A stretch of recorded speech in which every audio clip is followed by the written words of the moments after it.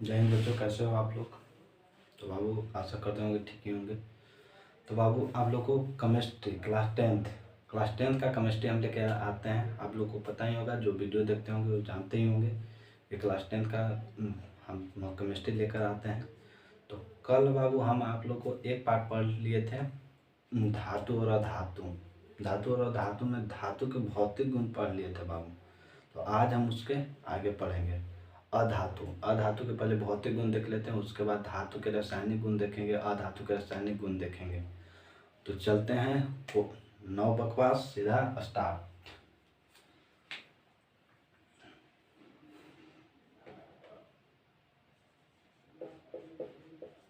धातु और अधातु।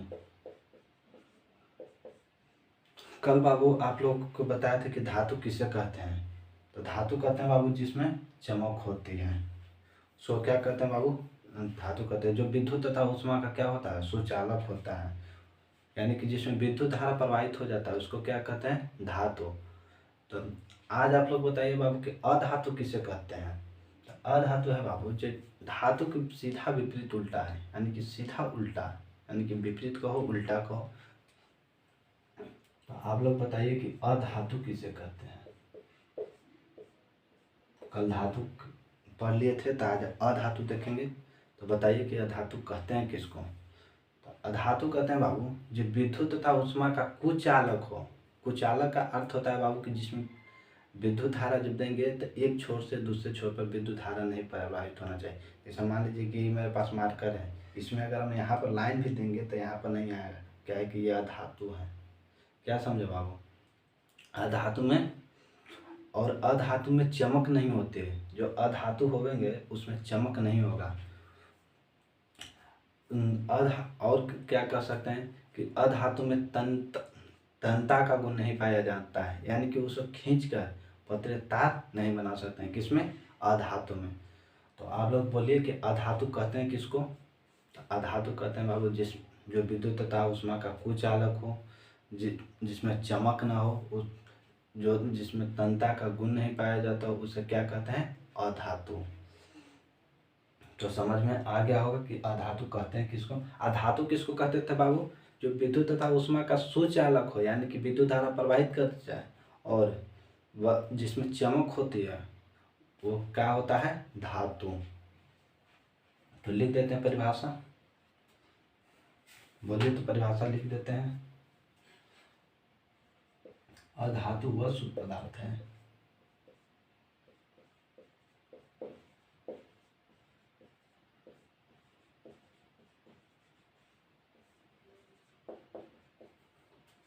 जो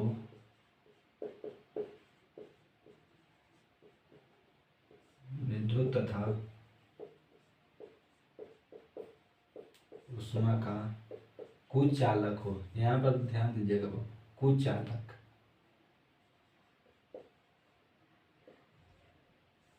चालक हो। अधातु में क्या हो जाएगा बाबू, सुचालक, और अधातु में क्या, कुचालक। जो विद्युत तथा ऊष्मा का क्या हो, कुचालक हो, उसको क्या कहते हैं, अधातु। तथा जिसमें चमक न हो,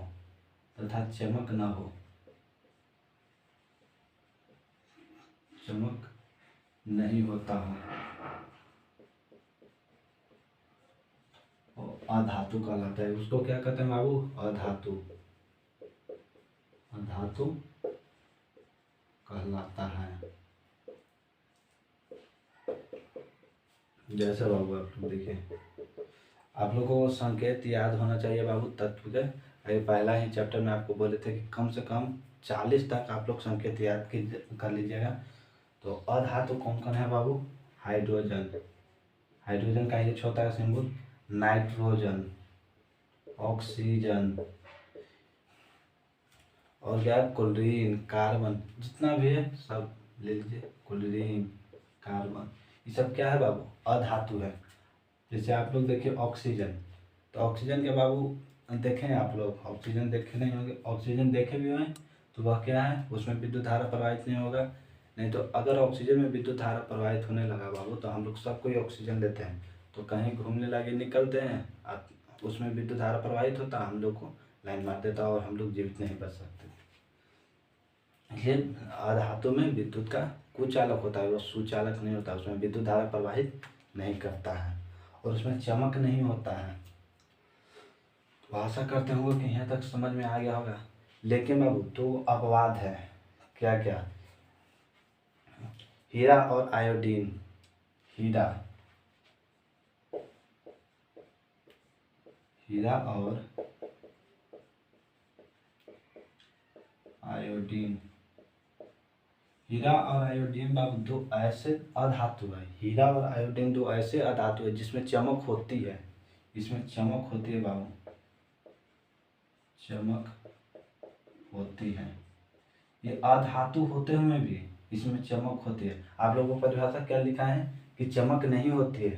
लेकिन हीरा और आयोडीन दो ऐसे अधातु हैं जिसमें चमक होती है। यह क्या है? यह अपवाद है। ये दो वही अपवाद है कि जिसमें चमक होती है। तो आशा कर दो यहाँ तक समझ में आ गया होगा। अधातु बाबू, धातु आप लोगों को बताए थे कि धातु प्रायः क्या होते हैं? कठोर होते हैं।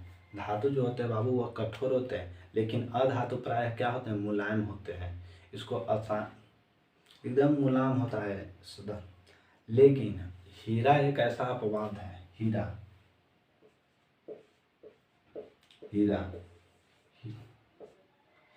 धातु धातु कठोर होते हैं, लेकिन अधातु कैसा होता है? मुलायम होता है। लेकिन हीरा एक ऐसा अपवाद है कि यह भी कठोर है। मुलायम की जगह क्या है? कठोर होता है। यह एक अपवाद है। तो बाबू अपवाद जितना भी होगा सब याद कर लीजिएगा, काहे कि एग्जाम में ऑब्जेक्टिव अपवाद से ही ज़्यादा बनते हैं। तो बताइए दो ऐसे अधातु का नाम बताइए जिसमें चमक होती है। तो क्या है बाबू? हीरा और आयोडीन। हीरा और आयोडीन। अगर कोई पूछ देवे कि अधातु का नाम बताइए जो कठोर होती है। अधातु कठोर नहीं होता बाबू, वो मुलायम होते हैं। लेकिन कठोर अधातु का नाम बताइए तो वह क्या होगा? हीरा।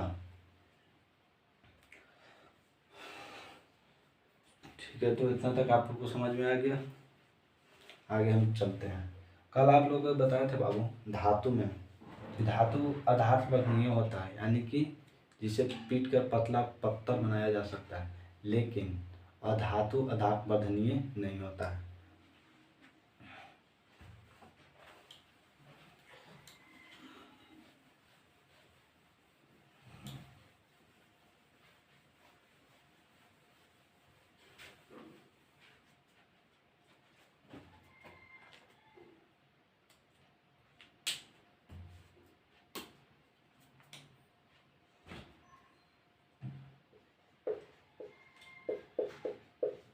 अधातु अधातु है बाबू जो अधातु वर्धनीय नहीं होता है, यानी कि जिसे खींच कर जिसे पीट कर पत्थर नहीं बनाया जा सकता है। अधातु वर्धनीय वर्ध, धातु वर्ध लिख सकते हैं। उनके बाबू इंक डाल लेते हैं। तो आप लोग बताइए बाबू कि धातु कैसे होते हैं? तो धातु अधातु वर्धनीय होते हैं और अधातु धातु वर्धनीय नहीं होते हैं।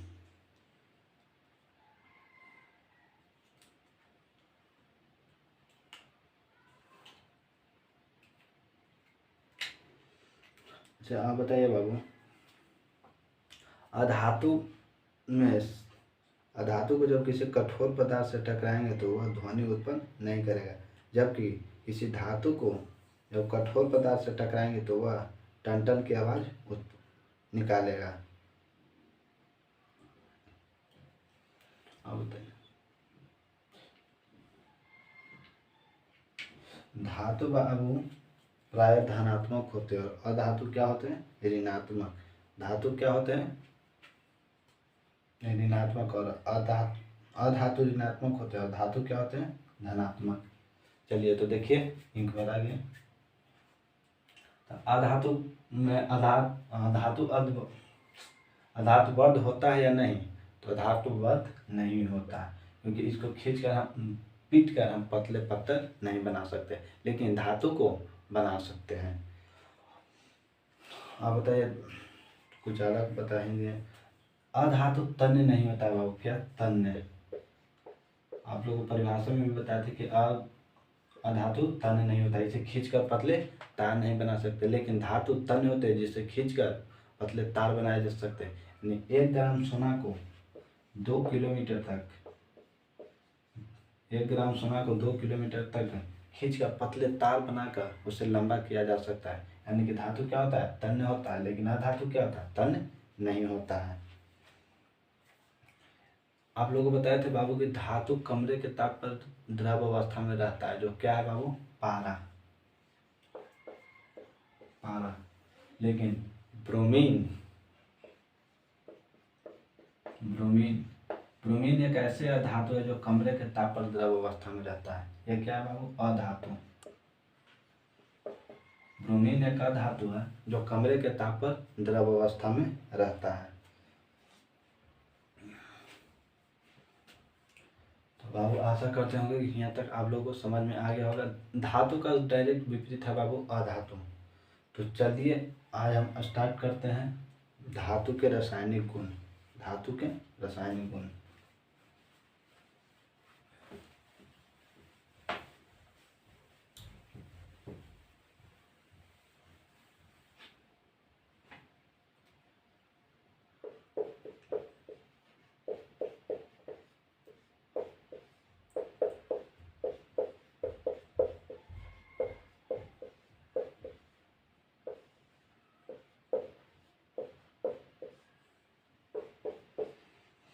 तो बाबू आप लोग बताइए, जब धातु ऑक्सीजन के साथ अभिक्रिया करेगा तो क्या बनाएगा। धातु जब ऑक्सीजन के साथ अभिक्रिया करेगा तो वह क्या बनाएगा। तो धातु जब ऑक्सीजन के साथ अभिक्रिया करेगा तो वह धातु के ऑक्साइड का निर्माण करेगा। क्या बाबू, धातु के ऑक्साइड।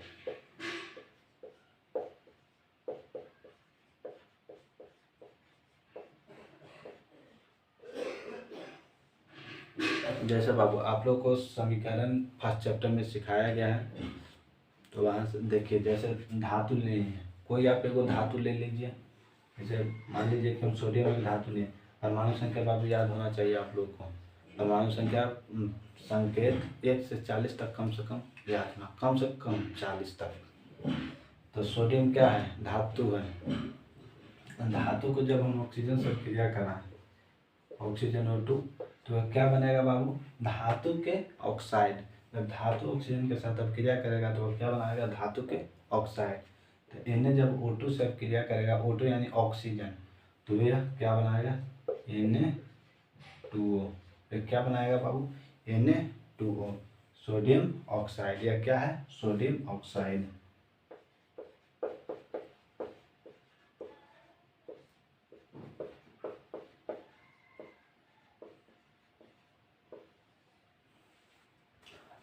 अगर समीकरण दिया रहे कि धातु ऑक्सीजन से अभिक्रिया कर क्या बनाता है, तो धातु के ऑक्साइड बनाता है। धातु ऑक्सीजन से अभिक्रिया कर क्या बनाता है, धातु के ऑक्साइड बनाता है। जैसे इन्हें सोडियम सोडियम क्या है, धातु है। O2 क्या है, ऑक्सीजन है। जब धातु को ऑक्सीजन के साथ मिलाया तो क्या बनाया, सोडियम हाइड्रोक्साइड। सोडियम हाइड्रोक्साइड या क्या लिखा है, धातु के ऑक्साइड, यानी कि सोडियम के ऑक्साइड। सोडियम के ऑक्साइड हो क्या ना बाबू, धातु के ऑक्साइड, यानी कि सोडियम के ऑक्साइड। धातु के ऑक्साइड जो होता है बाबू, जो प्राय क्षारीय होता है। क्षारीय अम्ल भाषा में आप लोगों को बताए थे, अम्लीय क्षारीय किसको कहते हैं। क्षारीय जो स्वाद में कड़वा होता है। जब Na2 को आप लोग खाइएगा तो वह क्या होता है, क्षारीय। खा के देखिएगा नहीं बाबू। धातु के ऑक्साइड कैसे होते हैं बाबू, धातु के ऑक्साइड क्षारीय होते हैं। तो आशा करता हूँ उनके बाबू थोड़ा सा वेट कीजिए।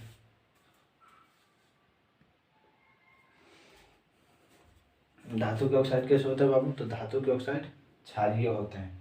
इसी प्रकार बाबू एक और एग्जाम्पल हम ले लेते हैं। जैसे कोई एग्जाम्पल ले लीजिए, बताइए उसमें धातु, जो धातु होना चाहिए, अधातु नहीं। कैल्शियम और क्या है, ऑक्सीजन। कैल्शियम को जब ऑक्सीजन से अभिक्रिया कराएंगे तो यह क्या बनाएगा, बताइए आप लोग कमेंट बॉक्स में लिखिए। कैल्शियम को जब ऑक्सीजन से अभिक्रिया कराएंगे तो क्या बनाएंगे,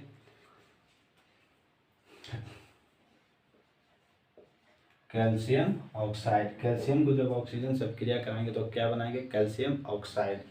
संतुलित नहीं होगा तो बाबू संतुलित कर लीजिएगा।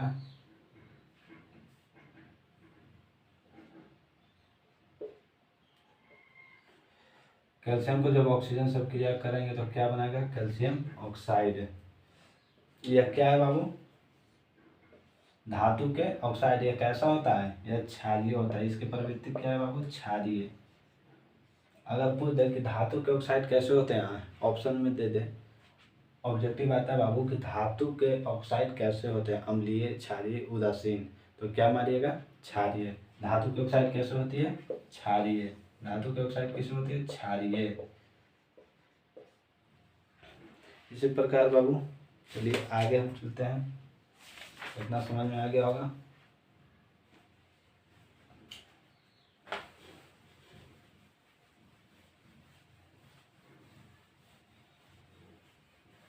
सिर्फ पहले बाबू एक चीज आप लोग को बता देना चाहते हैं कि धातु के बाह्यतम कक्ष में कितने इलेक्ट्रॉन होते हैं।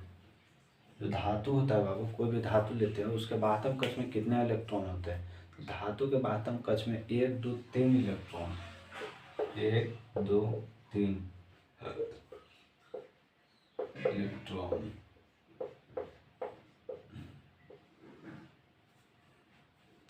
अगर बाबू जिसके बाह्यतम कक्ष में 1 2 और 3 इलेक्ट्रॉन हो तो वह क्या होगा, धातु। वह क्या होगा बाबू, धातु।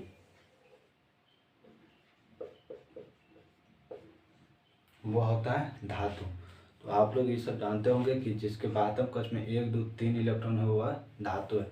जैसे बाबू हम आप लोगों को ले लेंगे सोडियम। सोडियम की परमाणु संख्या कितना है, 11। तो 11 इसका परमाणु संख्या है। तो इसके बाह्यतम कक्ष में कितने इलेक्ट्रॉन होंगे, आप लोग जानते होंगे। 1s2 2s2 2p6 3s1, यानी कि 2 8 1 2 8 1। तो इसके बाह्यतम कक्ष में कितने इलेक्ट्रॉन है, जिस सबसे बाहरी हो कितना है, 1। एक जिसका बाह्यतम कक्ष में है वह क्या है, धातु। वह क्या है बाबू, धातु। अगर 4 5 6 7 रहे तो वह क्या है, अधातु। 8 है बाबू तो वह निष्क्रिय गैस है। 8 है तो क्या है, निष्क्रिय गैस या अक्रिय गैस। इसी प्रकार आप लोग एक और ले लेते हैं।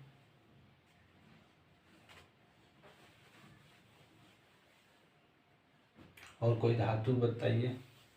धातु बहुत सारे बात वो आप लोग बताइए। एल्युमिनियम। एल्युमिनियम क्या है बाबू, एक धातु है। इसकी परमाणु संख्या कितना है, 13। इसको क्या लिखेंगे, 1s2 2s2 2p6 2p6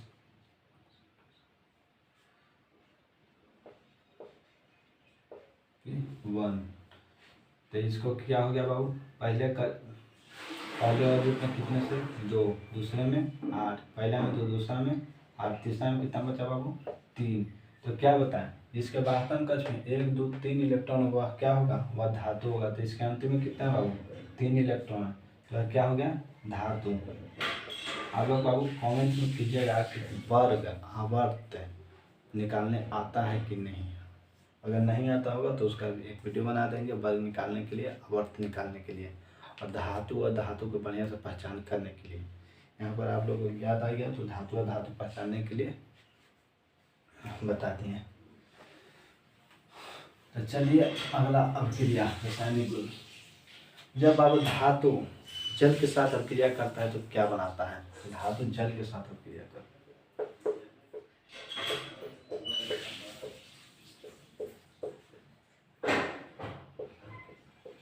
धातु को बाबू जब जल से अभिक्रिया कराते हैं तो वह धातु के हाइड्रा ऑक्साइड का निर्माण करता है। क्या, धातु के हाइड्रा ऑक्साइड।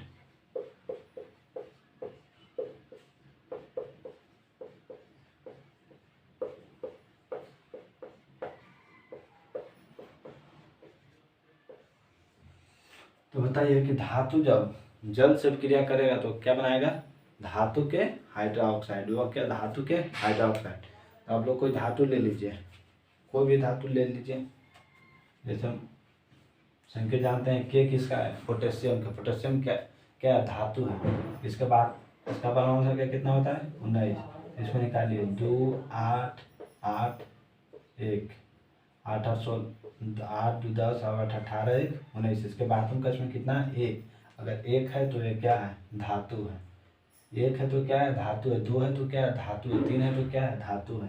तो धातु को जल से अब क्रिया कराएं। जल का सूत्र क्या होता है H2O। तो क्या बनेगा धातु के हाइड्रोक्साइड। धातु का हाइड्रोक्साइड क्या हो जाएगा KOH। आशा करते हैं समझ में आ गया होगा ये भी कि धातु जब जल से क्रिया करता है तो क्या बनाता है। धातु जब जल से क्रिया कराता है तो धातु के हाइड्रोक्साइड का निर्माण करता है। जो आप लोग संतुलित करना चाहते हैं तो संतुलित भी कर सकते हैं। प्लस जल प्लस हाइड्रोजन भी निकालता है बाबू, प्लस हाइड्रोजन गैस प्लस क्या निकालता है बाबू हाइड्रोजन। देखिए इतना तक आप लोगों को समझ में आया होगा। तो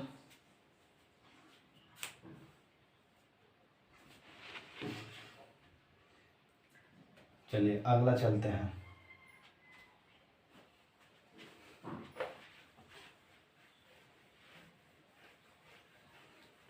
धातु बाबू जब अम्ल से अभिक्रिया करता है तो क्या बनाता है। धातु को जब हम अम्ल से अभिक्रिया करते हैं तो क्या बनाता है। धातु को जब हम अम्ल से अभिक्रिया कराएंगे, किससे कराएंगे बाबू अम्ल से, तो वह क्या बनाएगा। तो वह बनाएगा बाबू लवण प्लस हाइड्रोजन। तो लवण प्लस हाइड्रोजन, हाइड्रोजन गैस मुक्त करेगा बाबू। तो आप लोग बताइए धातु का कोई दो धातु ले लीजिए।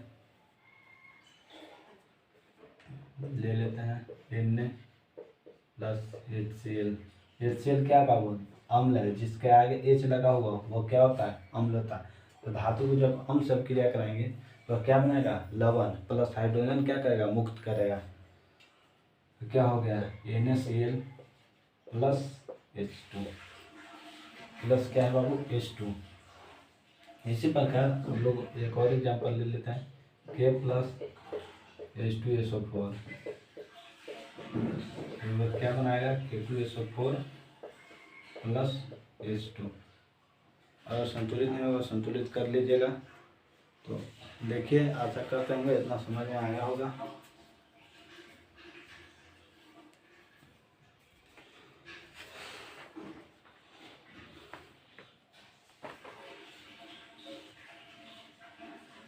बाबू बताइए इतना समझ में आ गया। बोलिएगा तो और आगे चलेंगे, नहीं तो आज यहीं तक रखेंगे।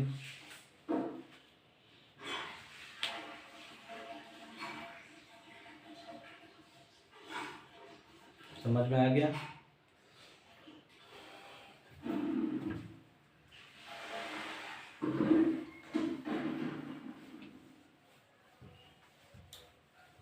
एक होता है बाबू द्विधर्मी। क्या द्विधर्मी ऑक्साइड किसे कहते हैं।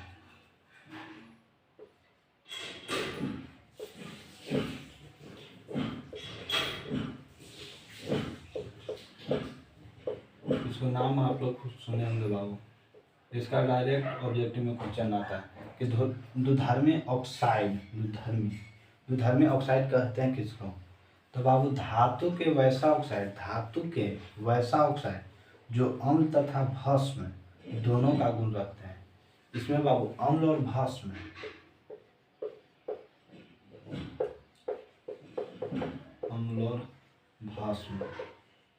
इसमें बाबू अम्ल और भस्म दोनों का गुण होता है। ये क्या है बाबू धातु के वैसा ऑक्साइड द्विधर्मी ऑक्साइड बाबू धातु के वैसा ऑक्साइड जिसमें अम्ल और भस्म दोनों का गुण पाया जाता है उसको क्या कहते हैं द्विधर्मी ऑक्साइड। धातु के वैसा ऑक्साइड जिसमें अम्ल का भी और भस्म का भी दोनों के गुण पाया जाता है, यानी कि जो धातु के गुण है वह भी पाया जाता है और अधातु के जो गुण है वह भी पाया जाता है। तो क्या है दोनों का गुण जिसमें पाया जाता है उसको क्या कहते हैं द्विधर्मी ऑक्साइड। जैसे बाबू इसका एग्जाम्पल होता है Al2O3 एल्युमिनियम ऑक्साइड, और क्या ZnO ये द्विधार्मी ऑक्साइड। जो ही इसका एग्जाम्पल है बाबू, तो आपको हर बार आता है ऑब्जेक्टिव में, क्या है द्विधार्मी ऑक्साइड, द्विधार्मी ऑक्साइड। इसको आप लोग याद कर लीजिएगा, ये बहुत इंपॉर्टेंट है, ये हर साल आता है। फिर देगा कि द्विधार्मी ऑक्साइड कहते हैं किसको, तो ई वाली ऑप्शन जरूर रहेगा बाबू, Al2O3 यह क्या द्विधार्मी ऑक्साइड है।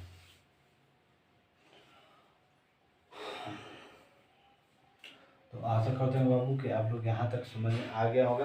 तो फिर मिलेंगे हम कल अधातु के रासायनिक गुण।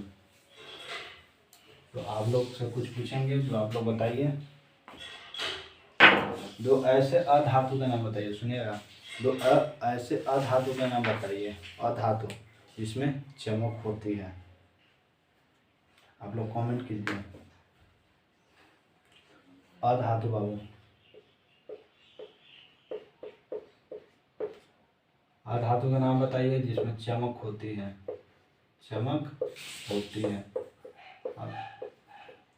धातु में, अधातु में चमक नहीं होती है, लेकिन दो ऐसे अधातु का नाम बताइए जिसमें चमक होती है। ऑब्जेक्टिव में आता है बाबू, इसलिए आपको पूछेंगे। तो क्या है बाबू, हीरा और ग्रेफाइट, हीरा और आयोडीन, ये और आयोडीन, ये दो कैसे बाबू अधातु है जिसमें चमक होती है। एक आप लोगों ने बताए थे बाबू कि एक ऐसे अधातु का नाम बताइए जो विद्युत का सुचालक हो, सुचालक। अधातु प्राय बाबू कुचालक होते हैं, लेकिन सुचालक का नाम बताइए अधातु। आप लोग जानते होंगे तो कमेंट बॉक्स में लिखिए कि अधातु सुचालक हो कौन है बाबू, तो वह है ग्रेफाइट। ग्रेफाइट, ग्रेफाइट एक बाबू अधातु है जो विद्युत का सुचालक है। यह अधातु होते हुए भी, ग्रेफाइट अधातु होते हुए भी विद्युत का सुचालक है। ग्रेफाइट आप लोग देखे होंगे बाबू, पेंसिल देखें, पेंसिल को जब हम छीलते हैं तो उसमें बीच में पतला सा काला एक छड़ के समान होता है, वह क्या होता है, सुचालक, वही ग्रेफाइट है, वह सुचालक होता है। जब उसको विद्युत धारा प्रवाहित कराइएगा तो वह विद्युत धारा प्रवाहित हो जाएगा। इसलिए कभी भी पेंसिल से कभी विद्युत धारा में सटा के नहीं देखिएगा, पेन से सटाइएगा कुछ नहीं होगा, लेकिन जब ग्रेफाइट को सटा दीजिएगा तो आपको लाइन मार देगा।